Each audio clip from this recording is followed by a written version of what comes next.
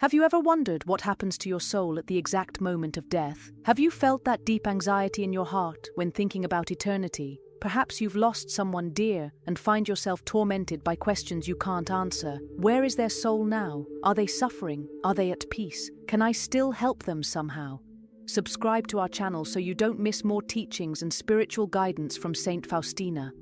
Tonight, I want to share with you one of the most profound and transformative revelations that heaven has ever given to humanity. Saint Faustina Kowalska, the Secretary of Divine Mercy, received from Christ himself detailed visions of what happens to souls after death. These aren't human opinions or theological theories. These are direct revelations from Jesus, documented in her official diary, examined by the Church, and recognized as authentic mystical experiences. What you're about to discover will forever change how you see death, how you live each day, and how you prepare for eternity. Because Saint Faustina didn't just see the destinations of souls, she witnessed the exact moment of judgment. She spoke with souls in purgatory. She contemplated the glory of heaven, and yes, she even descended into the depths of hell guided by an angel. Can you imagine the impact these visions had on her heart? How would you feel if Christ himself showed you the eternal destiny that awaits every human soul? Close your eyes for a moment and imagine this scene with me. You're lying on your deathbed, and suddenly you feel your soul separating from your body. What do you think happens in that exact instant? Is there darkness? Is there light?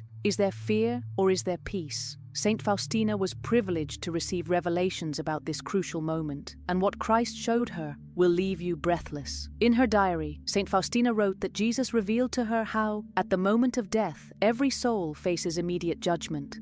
Not a judgment delayed for the end of times, but an instant encounter with Christ the Judge. Can you imagine that moment? Your entire life passing before the eyes of Jesus, every thought, every word, every action weighed in the balance of divine justice and mercy. Saint Faustina saw how some souls approached this moment with confidence, while others trembled with terror. What makes the difference? What determines whether a soul faces this encounter with peace or with anguish? Christ told Saint Faustina something that should make us all reflect deeply. The soul that trusts in my mercy is the happiest. These aren't just beautiful words. They're the key to understanding how divine judgment works. When a soul has lived trusting in the mercy of Jesus, cultivating that trust through prayer, sacraments, and acts of love, death becomes not an enemy, but a doorway to glory. But when a soul has lived in pride, in sin, refusing grace and mercy, that same moment becomes the beginning of its eternal torment. Have you ever thought about which category your soul would fall into if death surprised you today? The most striking thing that Saint Faustina learned is that God doesn't condemn souls. Souls condemn themselves. In her vision of hell, she discovered that most of the souls there are those who did not believe that hell exists. Do you realize the terrible irony? The very act of denying eternal reality is what leads to experiencing it in its most painful form. Christ doesn't force anyone into hell. Hell is the final choice of souls who prefer their pride to his mercy. But here's the hope that should fill your heart. Until the last moment, until the final breath, God's mercy is available. The question is, are you willing to trust in that mercy, or will pride keep you from the embrace that could save your soul? What do you imagine when you think of Jesus as judge? Perhaps a severe figure, inflexible, ready to condemn. Saint Faustina discovered something completely different, something that transformed her understanding of divine justice forever. In her mystical encounters with Christ, she learned that he who will judge us is the same one who died for us on the cross. Can you grasp the profound truth of this reality? Jesus revealed to Saint Faustina that his mercy is greater than all human misery. He told her directly, "My mercy is greater than your wretchedness and that of the whole world. Who has measured my goodness? For you I descended from heaven to earth. For you I allowed myself to be nailed to the cross. For you I permitted my sacred heart to be opened with a lance, and opened for you a fountain of mercy."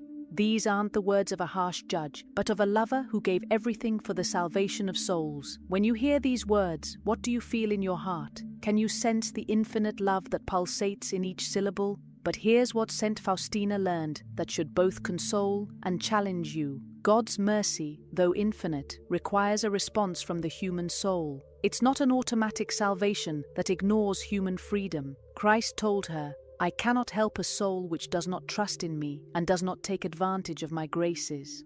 Do you see the beautiful and terrible responsibility we have? God offers mercy, but we must open our hearts to receive it. We must choose to trust instead of doubting, to humble ourselves instead of remaining proud, to confess instead of hiding our sins. Saint Faustina also received the revelation that there are souls who, even when facing divine mercy, choose to reject it. In one of her visions, she saw how some souls, even at the moment of death, turned their backs on the light of Christ and chose the darkness of separation from God. This wasn't because God abandoned them, but because they preferred their sin to His grace. Have you ever wondered why someone would make such a choice? It's because pride can become so rooted in the human heart that the soul prefers to be right in its rebellion than to be saved by grace. This should make us examine our own hearts. Are there areas where pride prevents us from fully surrendering to God's mercy? Now comes the moment when we must face the complete truth about eternal destiny. Saint Faustina, through her mystical visions, was shown the 3 possible destinations for every human soul after death,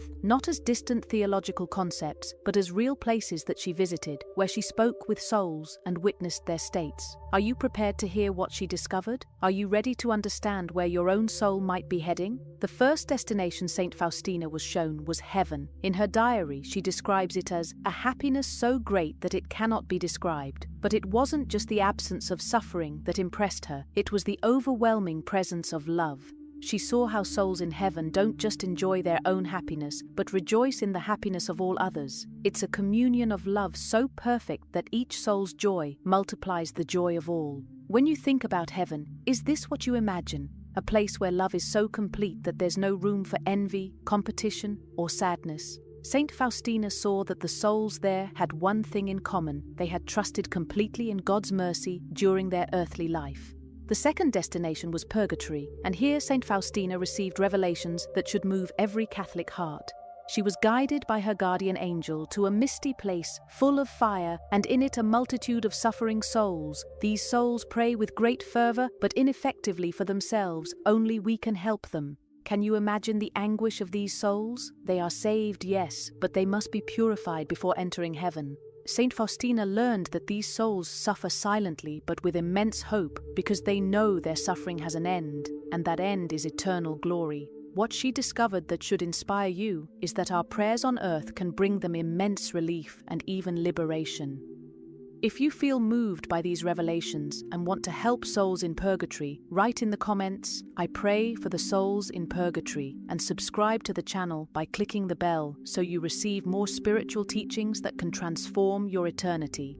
The third destination was hell, and here Saint Faustina received one of the most impactful visions recorded in Christian mysticism. Guided by an angel, she descended into the abysses of hell. It is a place of great torment. How extraordinarily extensive it is. But what shocked her most wasn't the physical suffering, but the spiritual reality. I noticed one thing, that most of the souls there are those who did not believe that hell exists. The tragic irony should make us all tremble. Souls are in hell partly because they refuse to believe in its reality. They lived as if their choices had no eternal consequences, and now they face those consequences forever. But even in this terrifying vision, Saint Faustina learned something that should fill us with hope and urgency. Hell is not God's desire for any soul. Jesus told her, "I send you to all humanity with my mercy. I do not want to punish the aching humanity, but I desire to heal it, to embrace it to my merciful heart." This means that every soul you encounter, every person you meet, every sinner you see, still has the opportunity for salvation.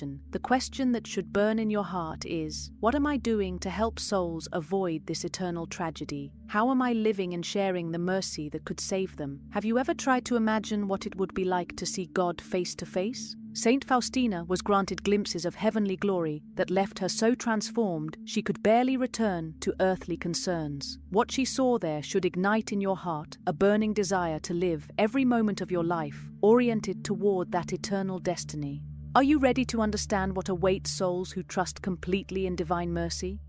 In her mystical experiences, Saint Faustina described heaven not as a place of golden streets or precious stones, but as a state of perfect love. She wrote, "What I experienced and saw, I cannot describe, but I know that all the description I might give would be but a pale shadow of what I actually saw. The glory of heaven isn't just about the absence of suffering, it's about the overwhelming presence of God. Imagine your heart so filled with love that there's no room for any sadness, fear, or want. Imagine knowing with absolute certainty that you are completely loved, completely accepted, completely home. This is what Saint Faustina glimpsed, and it left her with such longing that earthly life seemed like a shadow. What particularly moved Saint Faustina was discovering that in heaven, souls don't just enjoy their own happiness, they rejoice in the happiness of all others. There's no envy, no competition, no feeling that someone else's joy diminishes your own. Instead, love is so perfect that each soul's happiness multiplies the happiness of all. Can you imagine such a state? A place where your greatest joy comes not from what you receive, but from the love you can give and the love you see others receiving. This is the communion of saints in its fullest expression, and Saint Faustina saw that souls prepare for this reality by learning to love selflessly here on earth.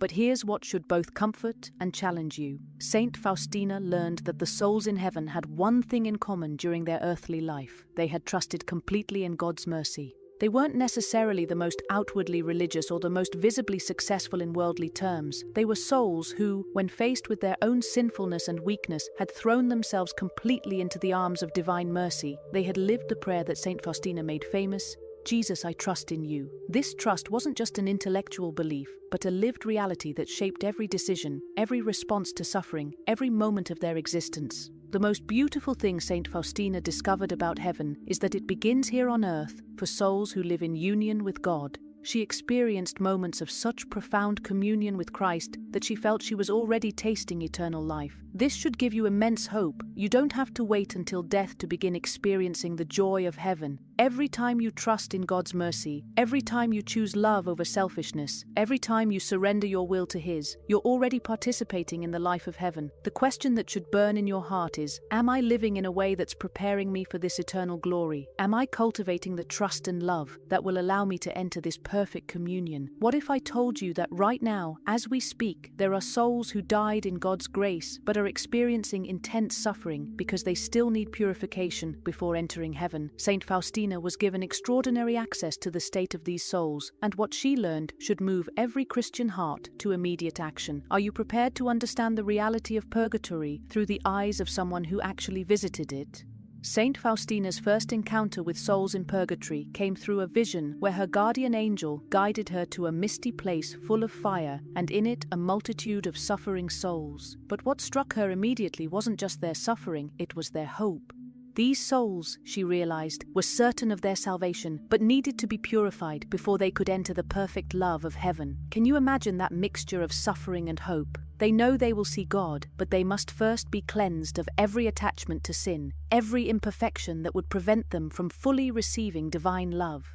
What Saint Faustina discovered that should deeply move you is that these souls pray with great fervor but ineffectively for themselves. Only we can help them. Do you understand the profound responsibility this places on every living Catholic? These souls, who can no longer merit anything for themselves, depend entirely on our prayers, sacrifices, and masses offered for their relief. Saint Faustina learned that a single mass offered for a soul in purgatory can bring more relief than years of their own suffering. When you attend Mass, do you remember to offer it for these forgotten souls? When you pray the Rosary, do you think of souls who are longing for your intercession? One of the most moving revelations Saint Faustina received was seeing how souls in purgatory suffer from two types of pain: the pain of loss, being separated from the vision of God, and the pain of sense, the purifying fire that cleanses their attachments. But what she learned that should both comfort and motivate you is that these souls suffer with perfect resignation because they understand the justice and love behind their purification. They wouldn't want to enter heaven unpurified because they know that any remaining selfishness or attachment would prevent them from fully enjoying the perfect love that awaits them. But here's what should fill you with both urgency and hope. Saint Faustina learned that the prayers and sacrifices of the living can dramatically shorten the time souls spend in purgatory. She was shown how a simple prayer, a small sacrifice, even the offering of daily struggles, could bring immense relief to these souls. More powerfully, she learned that souls released from purgatory through our prayers become our most grateful intercessors in heaven. Have you ever thought about how many souls might be praying for you right now because someone, perhaps generations ago, offered prayers for their release? This is the beautiful mystery of the communion of saints, and Saint Faustina experienced it as a living reality that should transform how we think about death and prayer.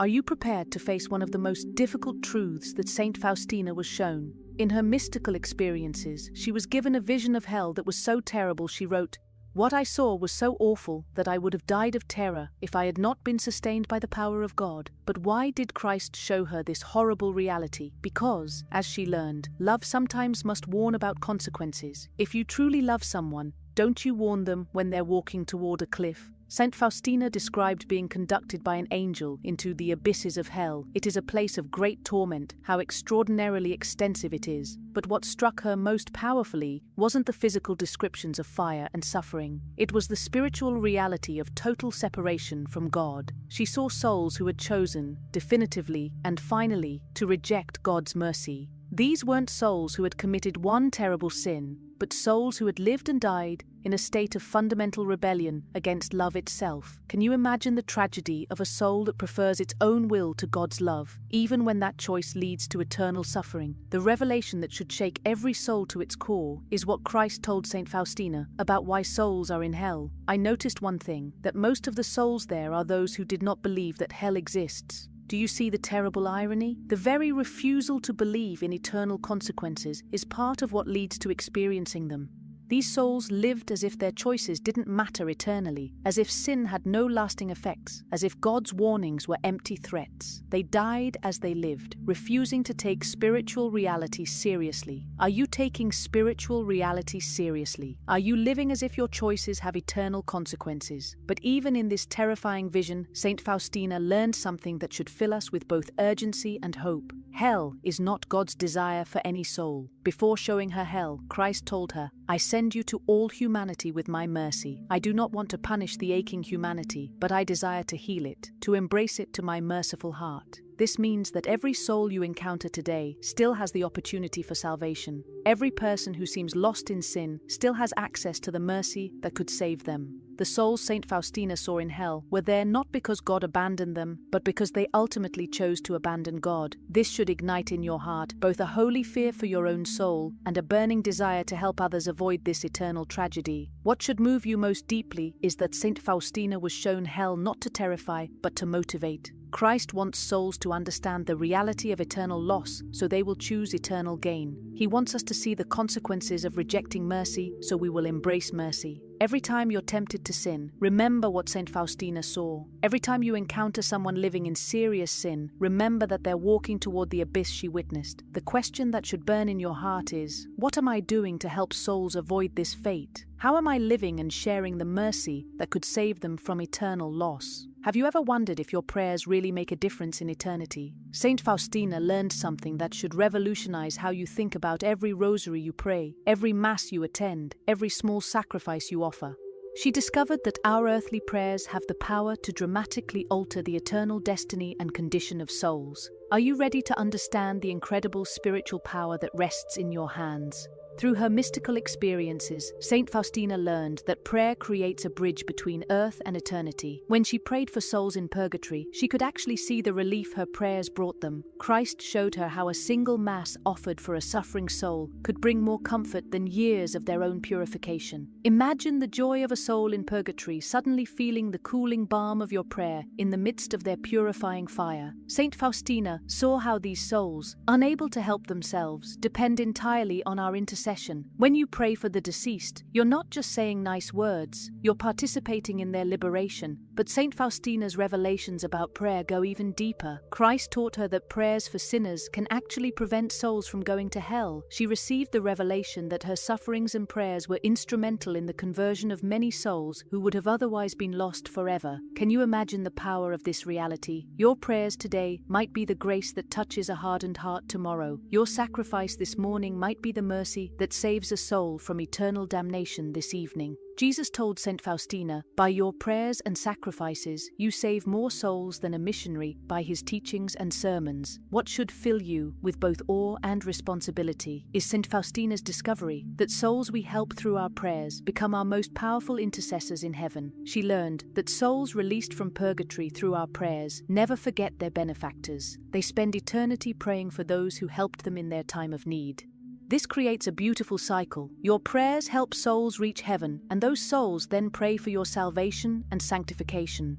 Can you see how the communion of saints becomes a living reality when you take seriously your role as an intercessor? The most practical revelation Saint Faustina received about prayer was the power of the chaplet of divine mercy for dying souls. Christ promised her, "When they say this chaplet in the presence of the dying, I will stand between my Father and the dying person, not as the just judge but as the merciful Savior." Think about the incredible promise contained in these words. Every time you pray the chaplet for someone who is dying, you're invoking Christ's mercy at the most crucial moment of their existence. Have you ever considered keeping a list of people who are seriously ill or elderly and praying the chaplet regularly for their eternal salvation? This could be the most important work you ever do, helping souls cross safely into eternity through the power of prayer. What if I told you that every time you approach the sacrament of confession or receive Holy Communion, you're directly affecting your eternal destiny? Saint Faustina received revelations about the sacraments that should transform how you think about every visit to the confessional and every reception of the Eucharist. These aren't just religious rituals, they're doorways to mercy that can determine where you spend eternity. Christ revealed to Saint Faustina that the sacrament of confession is the most direct path to his mercy. He told her, "When you go to confession, to this fountain of my mercy, the blood and water which came forth from my heart always flows down upon your soul and ennobles it." But here's what should move you deeply. Saint Faustina learned that many souls lose their salvation simply because they refuse to confess their sins with humility and sorrow. Pride keeps them from the very sacrament that could save them.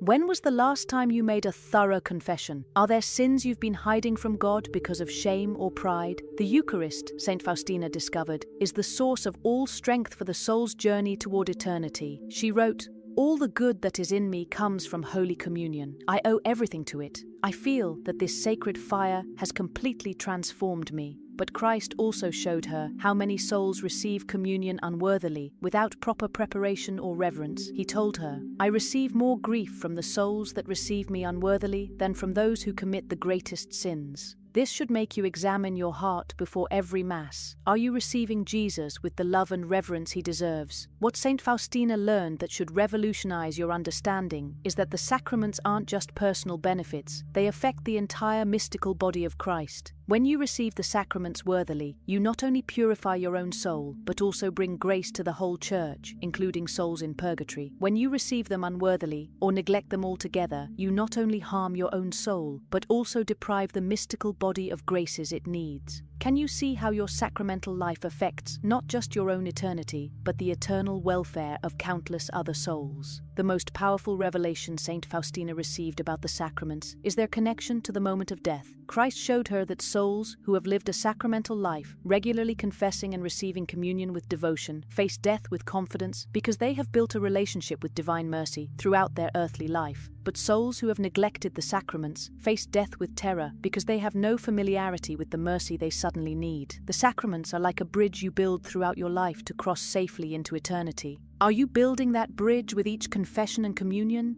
Or are you leaving it until the last moment when it might be too late? How would your life change if you truly believed that everything you do today has eternal consequences?